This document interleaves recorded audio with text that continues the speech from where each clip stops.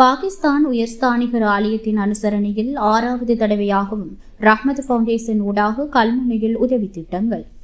Sky தமிழின் செய்தி அறிக்கை.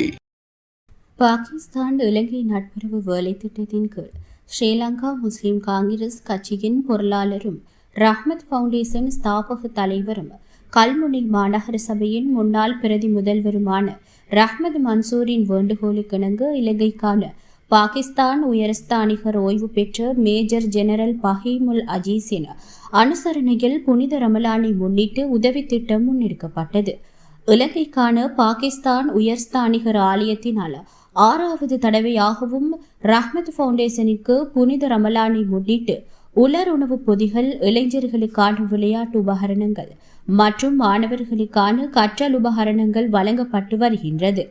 ஸ்ரீலங்கா முஸ்லிம் காங்கிரஸ் கட்சியின் பொருளாளரும் ரஹ்மத் ஃபவுண்டேஷன் ஸ்தாபக தலைவரும் கல்முனை மாநகர சபையின் முன்னாள் பிரதி முதல்வருமான ரஹ்மத் மன்சூர் தலைமையில் நடைபெற்ற இந்நிகழ்வின் போது மர்தமுனை ஜகாத் கிராமத்தில் வசிக்கும் குடும்பங்கள், மாளிகைக்காடு ஜனாசா நலன்புரி அமைப்பு மற்றும் சாய்ந்த மருது நலன்புரி அமைப்பு ஆகியவற்றுக்கு உலருணவு பொதிகள் வழங்கப்பட்டன.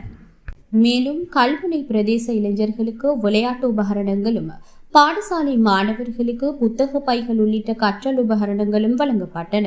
வருடாந்தம் ரஹ்மத் ஃபவுண்டேஷனுக்கு உதவிகளை வழங்கி வரும் பாகிஸ்தான் உயர்ஸ்தானிகர் பஹீமுல் அஜீஸ் மற்றும் கவுன்சிலர் நோமான் ஆகியோருக்கும் பிரதேச மக்கள் சார்பில் நன்றிகளை தெரிவித்துக் கொள்வதாக ரஹ்மத் மன்சூர் தனது உரையில் குறிப்பிட்டார்.